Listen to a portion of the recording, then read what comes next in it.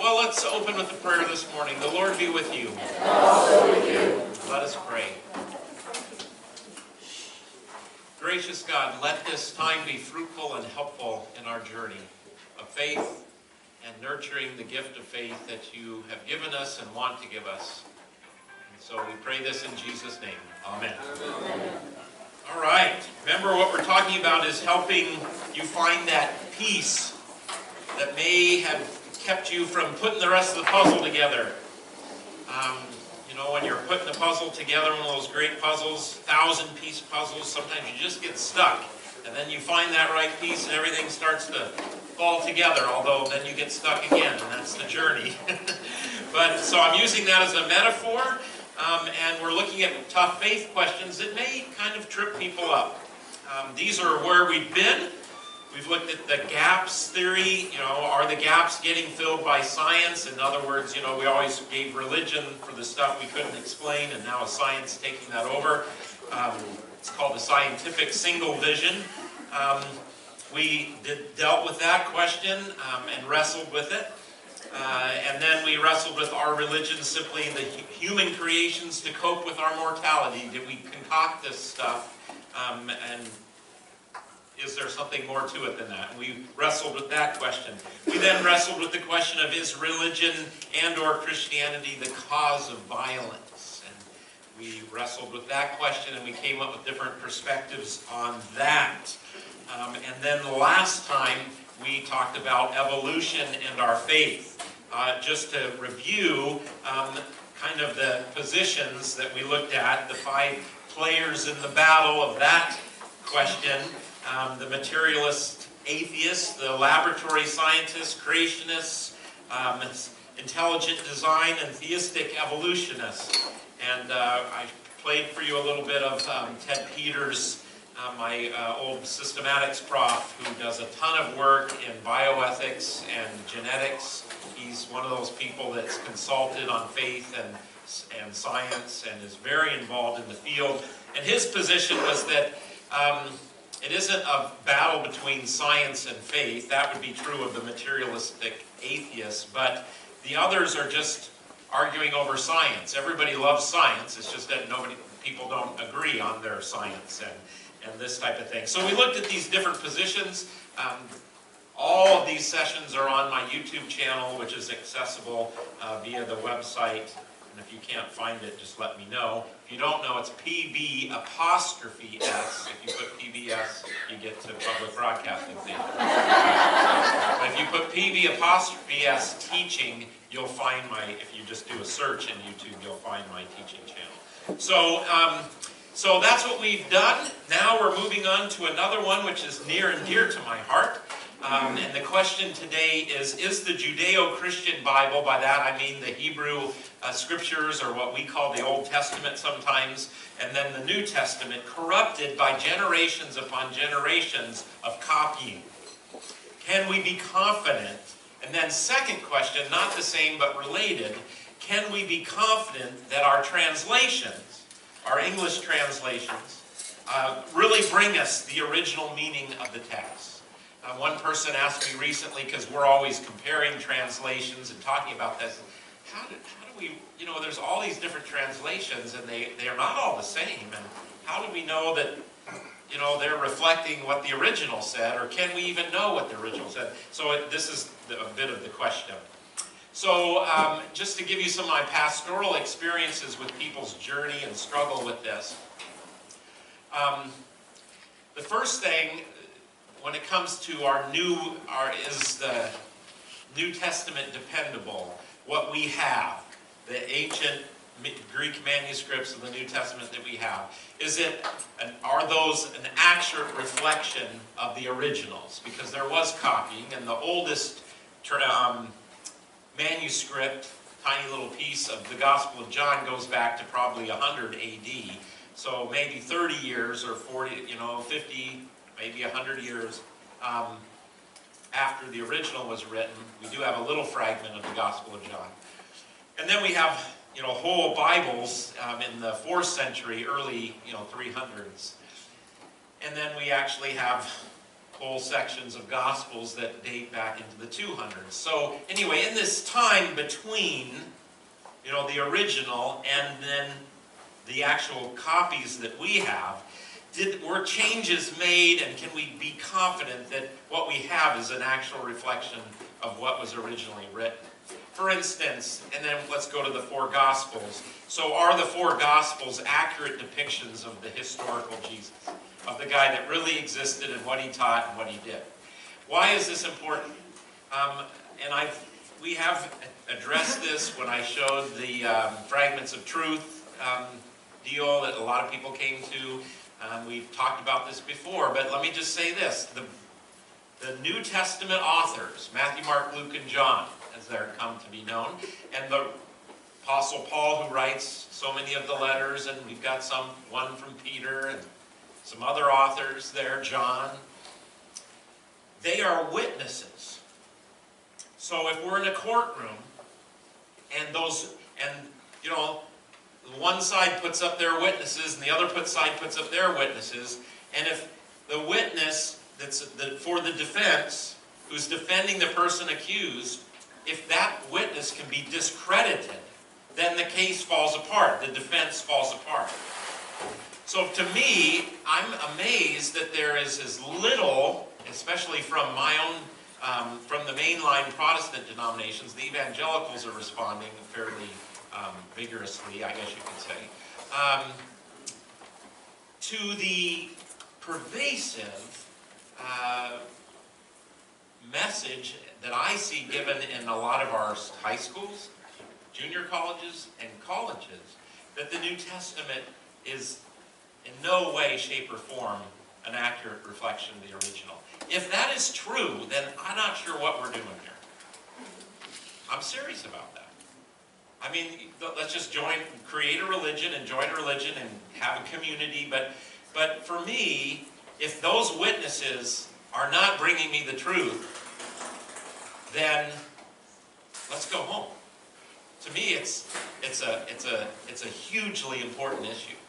And on a kind of funny note, some of the real, I call them hypercritical scholars who are saying that we can't be sure about what was originally happened because of our New Testament, and we're going to get into all this in just a minute. They're professors of New Testament in universities, and I'm kind of like, well, why are you being paid to teach the New Testament when you don't believe it's even true? Or it's even an accurate reflection? You know what I mean? There's at some point lines get crossed here, and it just kind of boggles my mind. Why not just call it a literature class or something? But anyway, it's just kind of ironic. So we're going to jump into this, but now let me tell you the other pastoral reason that I want to tackle this faith question is I've talked to young people and I've talked to adults for whom have thrown in the faith over this issue. Maybe it's the way the canon was formed, and maybe that's a separate question. But I had a young person that grew up in this church go off to college and school, and I said, I try and have coffee or connect with some of our young adults as they go off to college, and as much best as I can. I know Jonathan does that. And she just said, yeah, I learned that a bunch of old men formed the New Testament, in the 4th century, 300 years after, and they chose these books and they threw out these books, and it was like a conspiracy. And then she said, yeah, this is all a joke. And she had, ceased to believe. So in essence, what I learned from that is we better be talking about this, so that these young people, when they go off, or you, when you turn on the Discovery Channel, or whatever channel you like to watch, don't go, oh, our pastor never told us that. Are they trying to pull something wool over our eyes? Are they, so we have to talk about this stuff because it's real. So that's what we're going to do today. We're going to get into it. We're going to wrestle with it. I'm going to give you some ways of answering and looking at this, but ultimately you get to decide. And remember what I said the last time. If you have this question, this is not a criticism of you. This is an affirmation. There's room for you to be here and wrestle with this kind of stuff. Okay? All right, here we go. So let's understand what we're talking about in the objections. The poster child for this position that we cannot have any confidence in our New Testament that it actually reflects the original writings is a guy named Dr. Bart Ehrman. He is at University of North Carolina at Chapel Hill. I believe he's the head of the religion department there and professor of New Testament. His story is that he was a conservative evangelical Christian. He transitioned and became more of a liberal mainline Protestant, and then he threw it all in, became an agnostic, and I don't know, and that's where he is now. And he says that he made that journey primarily because of the problem of evil, which is another one we'll be talking about. But he's a textual critic. What that means is he studies the ancient Greek New Testament manuscripts that we have. That's what textual criticism is about. Don't get hung up with the word criticism. Analysis is another way to say it. That's the kind of scholar he is. And so he has written 30 books and teaches hundreds and hundreds of students each semester. And if you YouTube this guy, you can see all the debates he has with other people. They're 2-3 hours long. I'm going to play a snippet for you, but he's all over. And it's big business, so just remember that too. I'm not saying he's not sincere, and everybody that talks about the person, I don't know the man, I know the way he speaks, but everybody that talks about him says he's a wonderful person. So this is not any kind of disparaging of who he is in his own character. But let's face it, it's hard to make money as an author. You got to sell a lot of books, and you got to write a lot of books. And he's doing well. And basically, his message, well, we're going to talk about his message. The New Testament is so corrupted that we have no idea what the original said. Copies upon copies upon copies upon copies of copies. The originals are lost. We have no idea. Oh, I did. There you go. I don't know why I'm lost, but that's okay. I can talk although I wanted you to hear his words here. There we go. Okay. Now, let's go. So we're going to hear a little bit from Bart Ehrman about this whole concept. And so I just want you to hear a little bit of where he's coming from and what the objection is, and might as well hear it from the horse's mouth. So. The problem of not having the originals of the New Testament, though, is a problem for everyone, not simply for those who believe that the Bible was inspired by God. For all of us, I think, the Bible is the most important book in the history of Western civilization.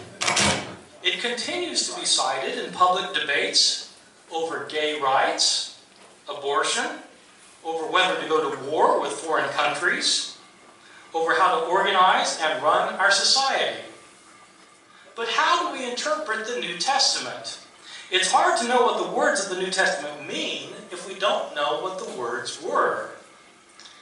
And so in this lecture, I'll be talking about not knowing what the words were, and what we might know about the originals of the New Testament, how they got lost, and how possibly they might be reconstructed. So let me begin by talking about, on a fairly basic level, how it is that we got the books of the New Testament. The books of the New Testament were all written in Greek. They were all written in the first century of the Common Era. They were written by Greek-speaking Christians who wanted to share with their community their views of Jesus, of the faith, of what to believe and how to behave. So, an author like Mark, the author of our first gospel, sat down and wrote out one day his gospel about Jesus. Now, we don't know where Mark actually lived. Some scholars have thought that Mark maybe lived in Rome. So let's say he lived in Rome. Mark writes his book. Well, how does this book get into circulation? The problem is we're dealing with an age in which there were no Xerox machines. There wasn't desktop publishing yet. No PDF files. In fact, there wasn't carbon paper. How did people get copies of books? Well, in the ancient world, the only way to get a copy of a book was to copy it by hand. One page, one sentence, one word, one letter at a time. Mark makes his book, and somebody in his community wants another copy of it. And so that person either makes a copy himself or has somebody else make a copy for him. Now, part of the problem is that in the ancient world, at this time period in the Roman Empire, probably something like 90% of the population was illiterate, couldn't read or write. So not anybody could just make a copy. And most people who could write couldn't write very well. And so somebody makes a copy. We don't know who it was who made the first copy. We don't know if this person was competent or incompetent, but he made a copy. And probably, if he made a copy of this book by hand, one page, one sentence, one word, one letter at a time, he made mistakes. Now, my students sometimes have difficulty believing that people make mistakes when they copy things by hand. And so I tell them, well, you sit down tonight and copy the Gospel of Mark and see how you do. Well, in fact, they'll make mistakes. Now, here we have a problem created, because we have the second copy of Mark that is also put in circulation, and somebody wants a copy of Mark, and so they copy the copy. But the copy has mistakes in it. And so the next person who copies it copies the mistakes, thinking that they're the original wording. And the second person also makes mistakes of his own. And so he not only reproduces the mistakes of his predecessor, he introduces his own mistakes. And then another person comes along and copies that copy, making the mistakes of both of his predecessors and creating mistakes of his own, and then that book gets put in. And pretty soon you've got copies around the city of Rome that are all different from one another. Now, a visitor comes to Rome from Ephesus, and they have a church back in Ephesus too, and they want a copy of this gospel, and so he takes a copy, makes a copy, takes it back to Ephesus. And then that copy gets copied, and that copy gets copied, and that copy gets copied. Then somebody comes from Smyrna, and they want a copy. And so it goes, for year after year after year. We don't have a copy of Mark until around the year 200. About 150 years after Mark was originally written. So not only do we not have the originals, we don't have the first copies, or the copies of the copies, or the copies of the copies of the copies of the copies, etc., etc. Mistakes were made en route, and these mistakes were replicated. Now, the only way a mistake gets corrected is if you're copying a copy of Mark, and you come across a sentence that you're pretty sure is wrong because it doesn't make sense, and you try and correct it. And so you correct it to say something other than what it says. The problem is there's no guarantee that you will correct the mistake correctly. Right? You might correct the mistake incorrectly, in which case you've got three forms of the text. The original text, the mistake, and the mistaken correction of the mistake. And so it goes on. For year after year. Okay, thank you. Okay, I wanted you to get the picture. Copies upon copies upon copies. Okay, so let's work with this. You can see he's very persuasive. He's a very talented rhetorician in rhetoric and in debate. And so if you want to really get your mind swimming, YouTube his name and listen to some of the debates. He debates other people who are challenging his ideas, and it goes on. But let's look at the basic issues. So basically his point is that changes in the story before, well, one, this is something he didn't talk about here, but he also talks about how changes in the story before they were even written down. So he's talking about, well, okay, Mark writes his gospel, and then we have all these copies, and now we have this copy over here. We have no idea if this copy is a reflection of the original, but then he also makes the case, well, but then there's the historical Jesus, and then we got this 30 years between when the first gospels were written. Well, how do we know that, that oral tradition accurately reflected who and what Jesus was and said and did and all that. And so now we got this. So we got a problem there too, he's going to say.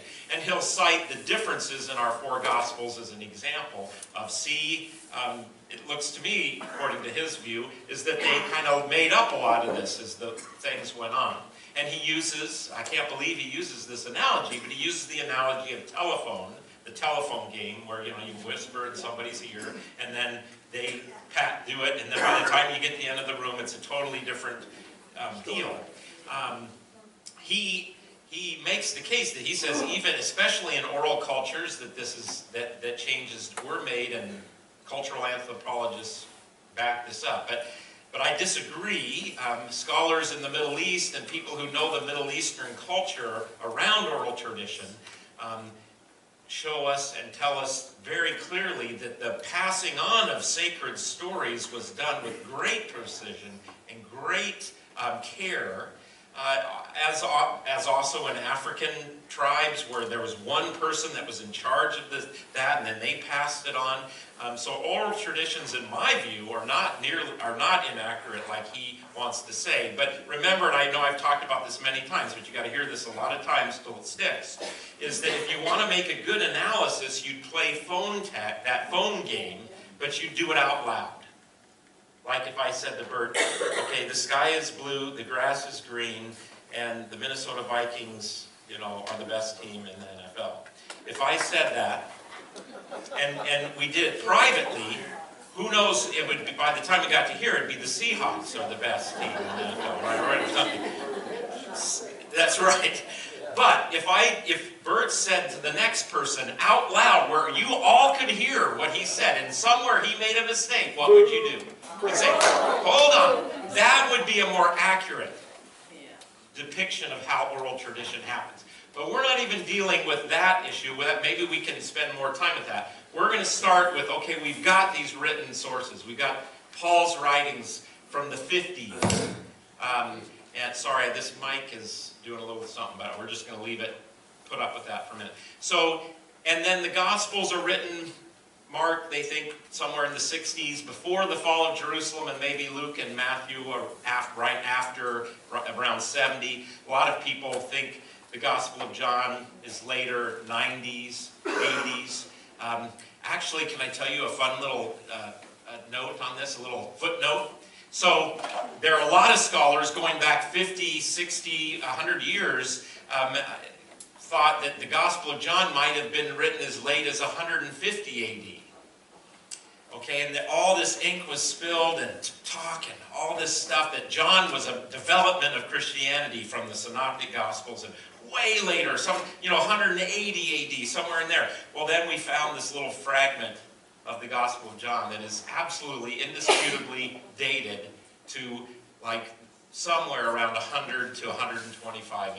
It just blew all of that to shreds. Because here we found a little scrap of it that's, around. Here, let's do this. Can I have a hand help? Yeah. So we find a scrap of it that is, much older. That's just a little tidbit. So we're talking, though, about after the New Testament, the writers write, and then it gets transmitted, and now we've got our ancient copies of those. What happened in this in-between time? Bart Ehrman wants to say that copies upon copies upon copies, mistake upon mistake upon mistake, and then we copied the mistakes, and on we go. So that's his position. We're going to talk about that. So is the transmission of the original copies so corrupted that we cannot be confident that our best, earliest manuscripts are accurate copies of the autographs? Autographs is the term that's used for the actual first writing. By the way, the other thing that Bart Ehrman doesn't talk about on this, and I'll throw this out real quick, is oftentimes the way these books were written is someone would dictate the book, like Paul's letters. We know this because Paul refers to these in his letters, that he would dictate a letter, and there wouldn't just be one scribe, there would be multiple scribes. Or they would do one, and then they would do others right away, right after that. So that's just something for you to keep in mind when it comes to Paul's thing. So let's respond to this. So although there are thousands of small differences in our current manuscripts, of all the manuscripts we have with the New Testament, the 27 books of the New Testament, there are only 2 substantial additions in those when it comes to our New Testament. What am I talking about here? So I'm not talking about little spelling errors. I'm not talking about grammar. I'm not talking about, they didn't have a Webster's dictionary. There was no dictionary. So, there was some accepted spellings, but so you'd have spelling differences and you'd have grammar. I'm going to show you one in just a minute so you can see what I'm talking about. But I'm talking about big, substantial chunks, like additions. Like, this as things got passed on, this story was added or that story. There's two in all the New Testament, and this is what they are. One of our beloved stories in the Gospel of John. Jesus sees a woman who's caught in adultery, and they're going to stone her. He says, let the one without sin cast the first stone. That story is a later addition. There's no doubt about it. It is not in our oldest manuscripts.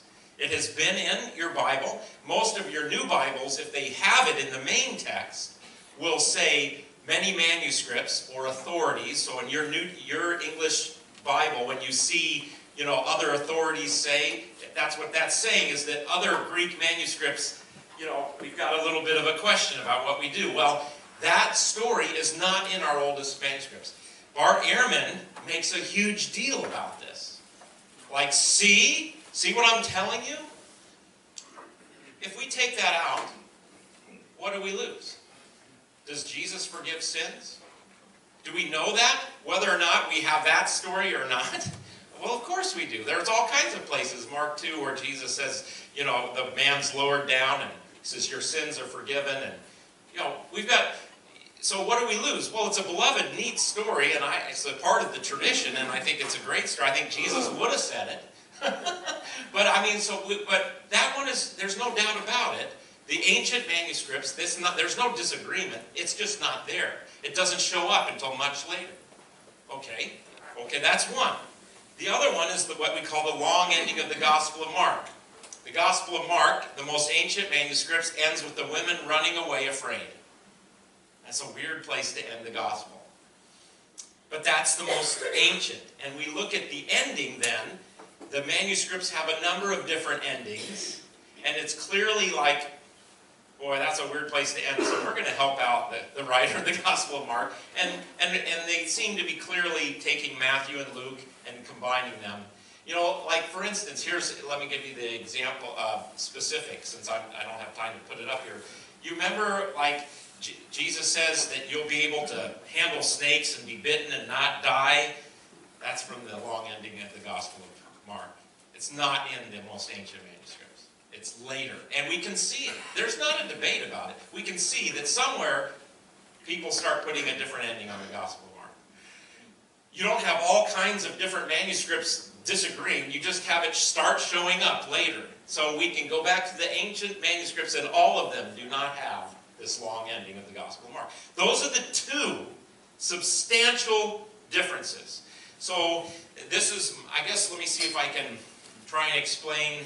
So if Bart Ehrman's correct, like, okay, we've got one original, and then we got copies, and we got all these additions and changes. By the time you get over here, you're going to have just a myriad of different depictions. Yes, all of these ancient manuscripts that we have, they have small differences, small errors, spelling errors, some grammatical issues, but there's nothing huge. They're basically telling the same story. They're all, it's all there. So partly my response to Bart Ehrman is you're making a big deal over not a big deal. And he's going to town and selling lots of books on, trumpeting this, problem, which we've known about forever, but evidently pastors have not told laity, and so you're getting picked off, So I'm telling you, I'm going to show you our manuscripts and show you some of this. Another we call these differences in the originals variants. Another really interesting variant has to do with the translation of John 1:18. Let me pull up, see if I got my logos here. Yeah.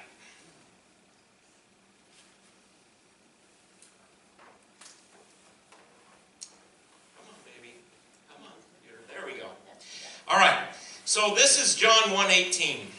It's kind of part of that prologue in the Gospel of John, which a lot of people see as a hymn that John has incorporated into the beginning of his Gospel. No one has ever seen God. It is God, the only Son, who is close to the Father's heart, who has made him known. Now, in your English translations, you'll probably have a note here. And it'll say something like, other ancient authorities read, it is an only Son, God, or it is the only Son. So the manuscripts read a little different on this one. I'll go over here and show you this commentary that I have. This is the Greek, but I want to get over to this commentary. Let's see. Textual commentary, Metzger. Yeah. Okay, so I'll try and translate this to you so you understand. So this is a commentary in what Bruce Metzger, who's the preeminent textual critic, who taught Bart Ehrman.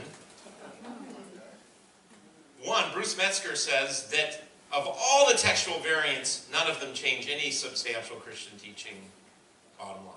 But Bart Ehrman, his student, is going to town on all this, which is interesting. But anyway, Bruce Metzger, what he's done is he's gone through and done a commentary on all the different substantial, significant variants. And so this is what he says about this variant. This is monogenes, which is only or only begotten, is a literal way to say it. And theos is God. So what he's saying is that the letter B indicates the text is most certain. So this is what he believes the original was. With the acquisition of P16, that's a papyrus manuscript, which goes back to the year 200. That's one of the ones that Bart Ehrman referred to, actually. And P17, that's papyrus. That one goes also back to the 200s, to the 3rd century. Both of which read theos.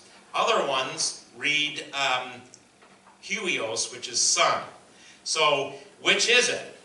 The majority of the committee regarded the reading monogenes, huios, which is undoubtedly is easier than monogenes theos, to be the result of scribal assimilation to John 3 and other passages.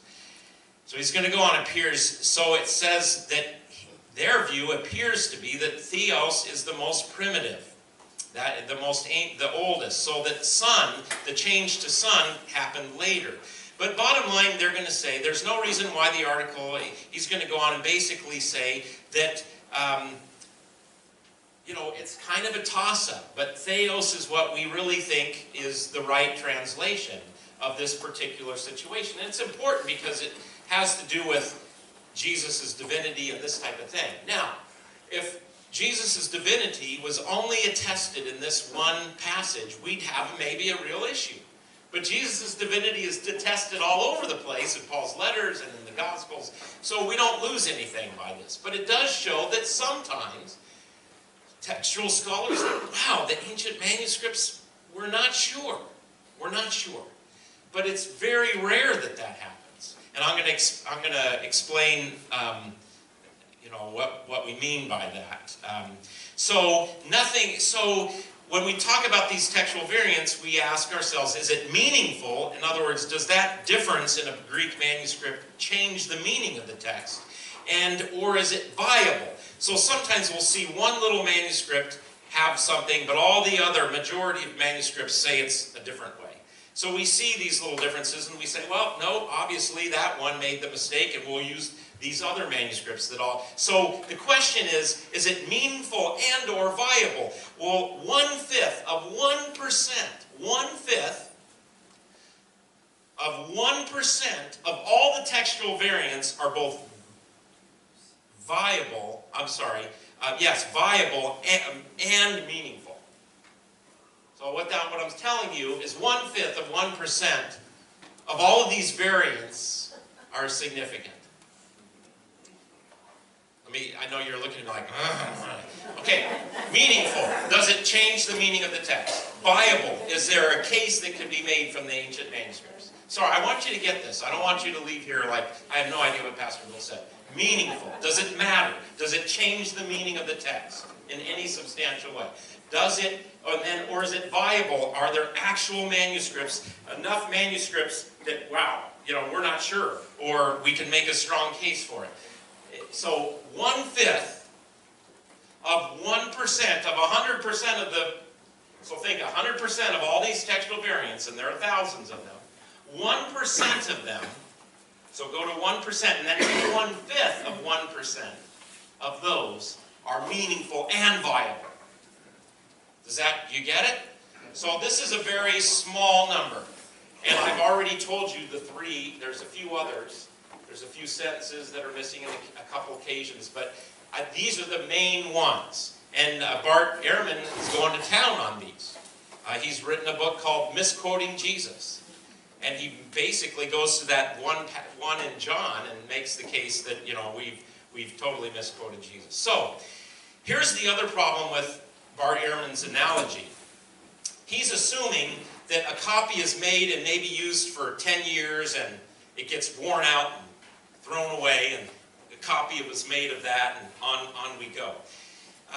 We've looked at, archaeologically, there's this town called Oxyrhynchus in Egypt, and they've excavated, a bunch of explorers about 100 years ago went there because they're searching for ancient papyrus, and they realize in Egypt these papyri last for a long, long time, and they're searching, they don't find anything. Locals tell them to go look in the dump. And so they start excavating and archaeologically looking at the layers in this dump, and they go all the way down. They actually found a little small part of the Gospel of Matthew. It was amazing that they found that so quickly. But nonetheless, as they go down, they can look at the various strata, and they find whole libraries that were thrown out. But let me just throw out an example. They find a library that's thrown out and is in a layer that's, let's say, 5th century AD. But guess what? They can see it by dates of the writings in that library that those writings were written 200 and 300 years before that. So before these discoveries, we thought, hey, maybe these manuscripts are used for a few years and then thrown out and they don't last long. Well, here we have some that lasted hundreds of years. So what I want to say is that, wow, maybe the originals of the Gospels of Mark is written in 70 AD, and how do we know that it wasn't still in use 100 years later? And that all the copies went back to that original. And what I want to tell you is, even though there are all these differences, minor differences, the transmission, it's the same. You don't see evidence over here that there were all these different stories and changes. For me, I guess it's me saying the glass is half full versus half empty.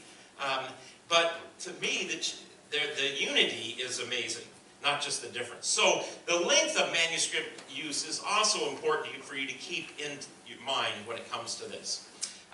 Fragments of Truth from Faith Life is something I've shown for many of you, and it's the best treatment of this subject. I didn't have time to show it to you today, but and I don't have copyrights to show it to a big group, but I can show it to you in a small group, and we can do that if you'd like. Or you can go to Faith Life TV and download the app on your device, and then buy it for like 15 bucks.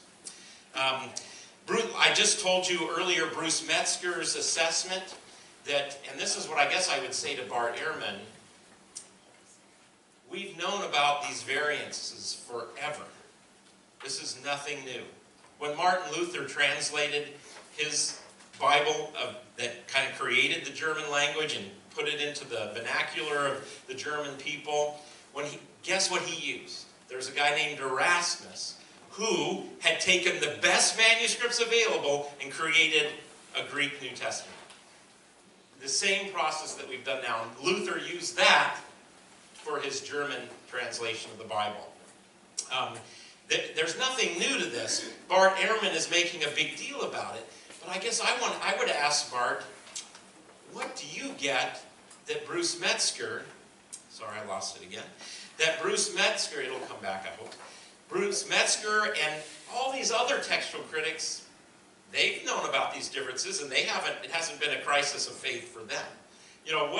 What are you getting that they're not? And that's not a, I want to show you now a little bit of what we're talking about here. So this is the Gospel of John in my Greek New Testament. In the beginning was the Word, and the Word was with God.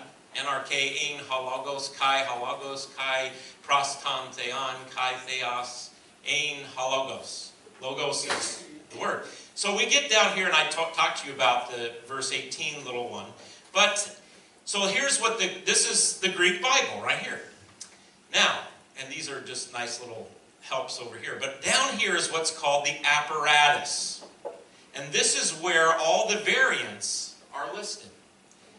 So here's a close-up of the apparatus. Now, obviously it doesn't matter that you don't know what these symbols mean, and etc. But what this does is you go over here and go, oh, verse 4 has Estin in these manuscripts. And so they list them. There's no conspiracy here. Any place, can you imagine how precise this is? All those thousands of differences, if there's one difference in any manuscript, they listed here. So, and these are symbols about, well, some, like this is saying this was inserted, or this, so you have to kind of know, but these are all different manuscripts. Like here's P75, that papyrus that's mentioned. These are the big ABC, these are codices, whole books. The earliest ones we have is Codex Sinaiticus in the 4th century, the 300s, and Codex Vaticanus. That's the names that they've been given. And these have been found just in the last 100 years, so it's pretty exciting. But they're whole Bibles, the Old Testament and New Testament in Greek. So that's what those are. So basically it says, okay, these manuscripts differ. They have this. So we have a reading up here, but some manuscripts read this way. And all of them are listed. Is that totally bizarre? Does that make sense?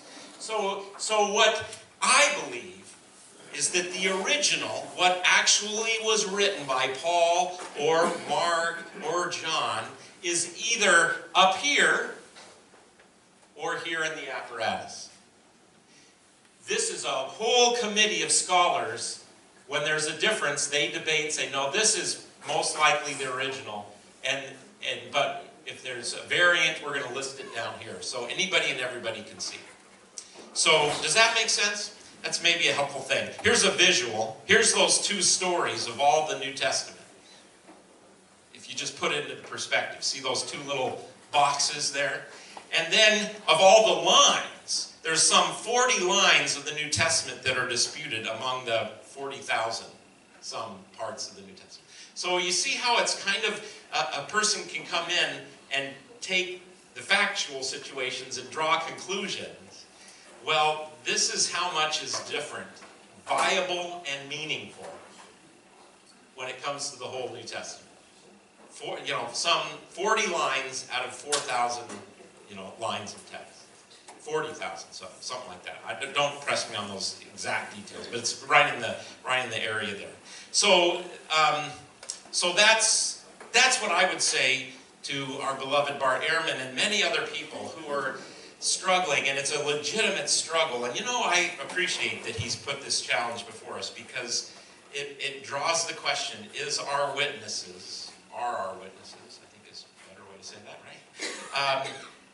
Are they accurate?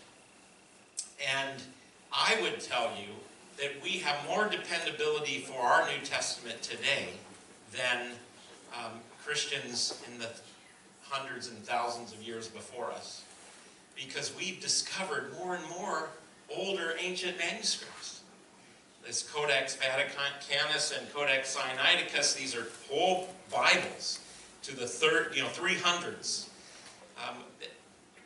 The old translations didn't even have these to work from.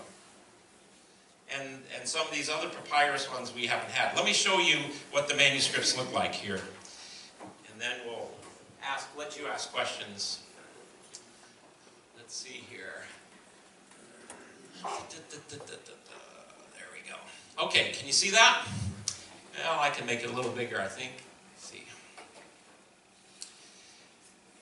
Let's go over here. So this is starting with P1, 3rd century. So this is all a list. So we have over 100 papyri, and the papyrus are the older. Whoops. Does your computer sometimes just not cooperate? Do what you tell it to do intuitively? Okay. So these are all the different papyri. Here's I'll show you some of the famous ones.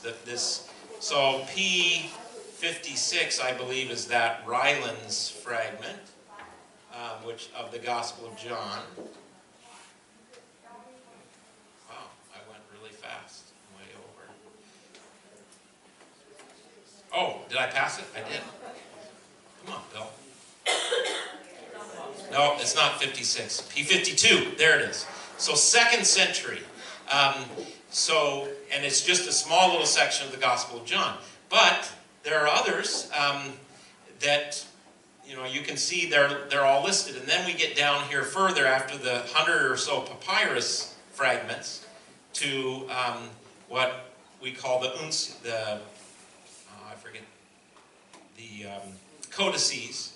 So we've got Alexandrius, Vaticanus, Sinaiticus, these different whole manuscripts.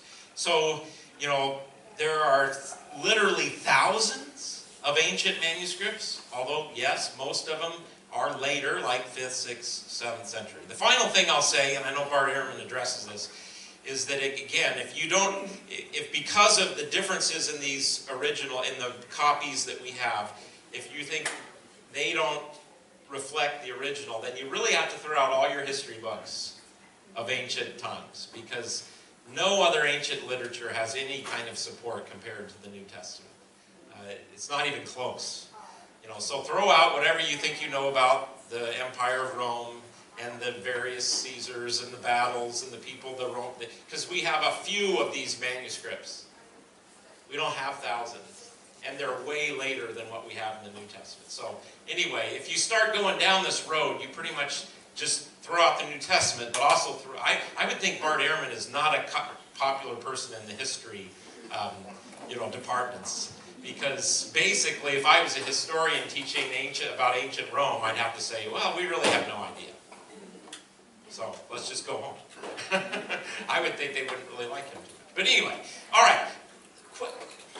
Questions, please. Let's get the microphones going. Bart. So, I'm curious. Yes. You know how curious I am. Yes. I love it. Ehrman makes the argument that copying documents was a pretty informal process. And I want to know more about that. What makes him say that? It's a great question. Thank you.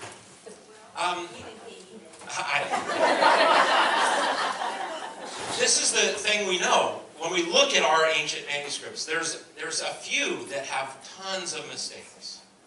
And we can see that copyist wasn't very good. But the one I'm thinking of, I forget which papyrus. The cool thing about that one is that he knew he was horrible. And he went back and he made changes. So we know, and so he was so diligent that he went back and corrected all of his mistakes. In this time, because there were no Xerox machines, like Bart Ehrman says, there were people who were copyists. That's what they were called scribes. They made money doing this. And the original scribes were not necessarily Christian. There weren't that many Christians. But you would pay someone to make a copy of this manuscript. And whether or not you got paid, and whether you had a good business, was whether you were very good.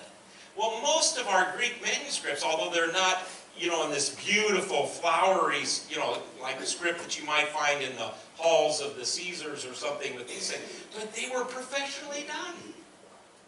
They're not, just you and me, like Bart Ehrman says, well, you try and copy them. No, these were people that were paid. This was their job. And we can see that they're actually beautifully, actually quite well done. If you're also wondering how do we know how old these manuscripts are, it's by the style of script. We can look at other Greek literature that is actually dated, like maybe some legal documents that says it's from the first century, 80 AD or something. Well, we have those, and the style of script changes over the years. And so we can look at these manuscripts and say, oh wow, this script is, and that's how we date them. We can do carbon dating, but it's only accurate up to around 100 to 200 years. And you also have to destroy the manuscript to date it, or burn part of it, and we're loath to do that with some of these. But we can date them by the style of Scripture. So thank you for that question. Did that I answer your question? Yes, good. Yes, Gloria. Well, as I listened to Airman, I kept asking myself, where's God in this? And I have such a simple, childlike faith that I believe it's God's true word, so that no matter how many times it's copied, God's the one who protects it. Yeah. Okay. So what Bart Ehrman would say is, if the Bible's inerrant or inspired, why wouldn't God make sure we have exact copies? That's what he in essence says. And I would agree with you, however. I would say the Holy Spirit has preserved the truth of what we have versus the original. But he wants to say, you know, his crisis of faith is that, you know, if it's inspired, why wouldn't God make sure why would we have all these variants?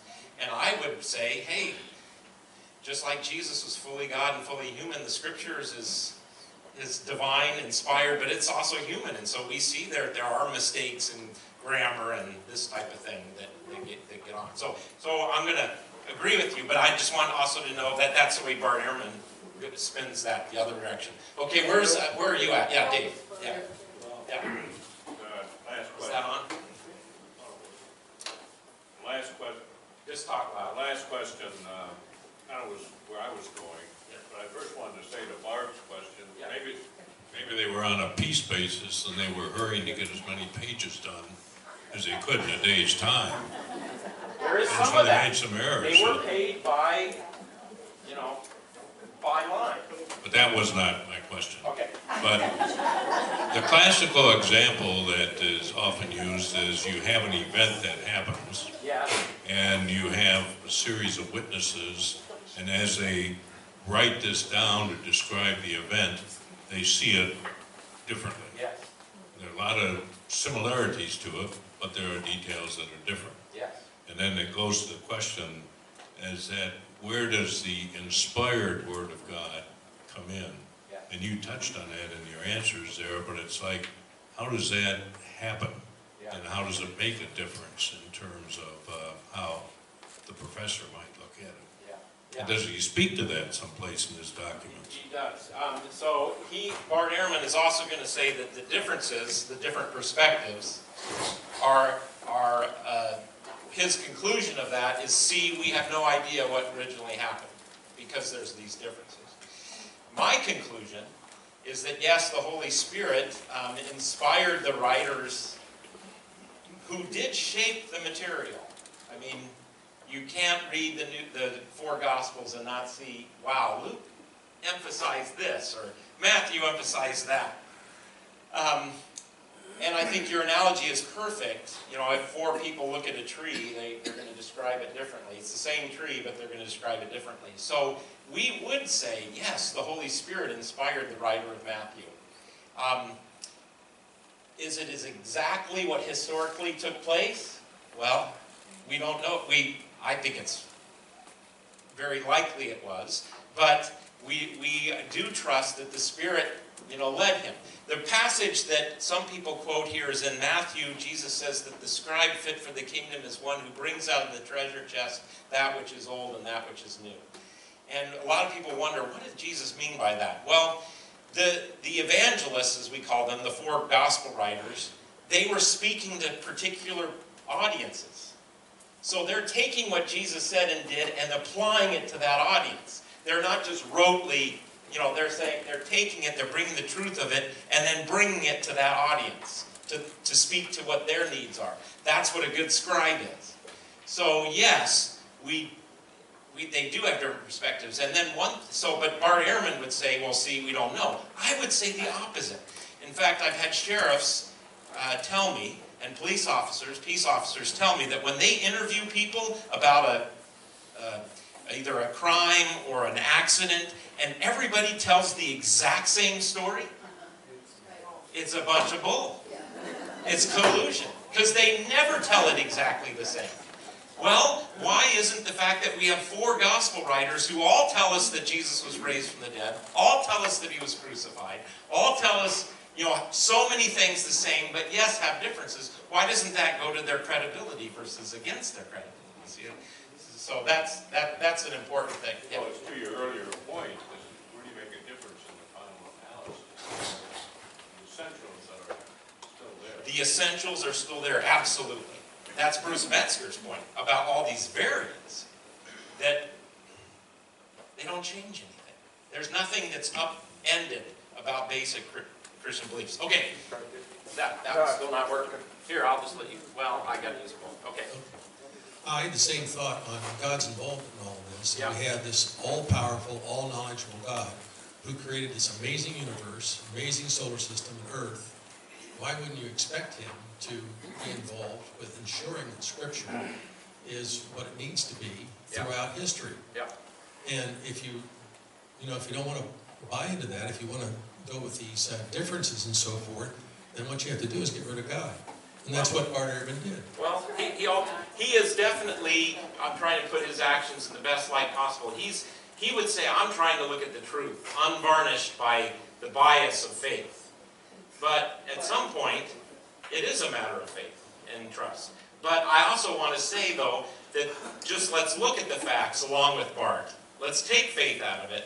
And I think you can say that, no, we can, even if you weren't a person of faith, you should be able to say, wow, what we have in the New Testament is, if not exact, awful close to the autographs. But yeah, so good. Okay, who else had their hands up over here? All right, Roberta, and I'll get Kevin and then Roberta. Yeah. Just a quick, where did scribe work go over to scholarly retranslation? Where did scribe work go over to scholarly? I'm not sure I understand. Well, for a long time, the scribes were copying and copying. Yeah. But then all of a sudden, you had movements where you said, well, that Greek word didn't mean that, it meant something else. Yeah. Well, the difference would be the difference between copying the actual text and then interpreting it.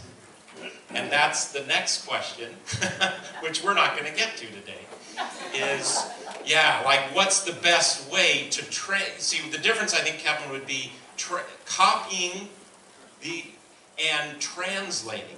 And when we translate, that's when we got a challenge. Oops, sorry. Because we've got, how do I put this Greek word into English, or this Greek phrase? And that's where you've got, and that was going to be our next thing, and so that probably we'll have to talk about that next week. Where's Roberta? Oh, here you are. Yeah. Growing up, I often heard that the only true translation was St. James, and you couldn't, King James, and you could not use other translations if you wanted the truth. Yeah. Yep. That's exactly right. I think that comes from a certain belief that the scholars who translated the King James Bible in whatever 16, what was it? I don't remember. I'm showing you I'm not a scholar. In the 1600s, that was inspired, that the translation was inspired. Well, the problem is that we've got better manuscripts than they had 400 years ago. And so your newer English translations are using the absolute best translations. Now, I know some people are making the case that the newer translations have a bias and they're trying, but I don't buy into that. Because I can actually go and just read the Codex Sinaiticus and wow, it reads this way, and the authorities that they use to translate the King James said it a little differently here, but these ones are better manuscripts, so I can see they're just better attested. So one, your King James Bible is a beautiful translation. But goodness gracious, the English language is kind of based on it. But the problem, of course, is you need to get the new King James, because English words in the old King James don't even mean today what they used to mean, just the English words. So, but it's very poetic, it's very beautiful. So it has its benefits. But no, we would say that it's not necessarily divinely inspired. It reminds me a little bit of the Greek translation of the Old Testament that goes back to 70 BC or so. Because, Hellenization has happened and people aren't speaking Aramaic or Hebrew anymore very well. And so, wow, we need the Old Testament in Greek. It was translated that way, and the legend is that 70 scholars got together. They all came up with their own individual translation, and all 70 were exactly the same. That's the legend about the Septuagint.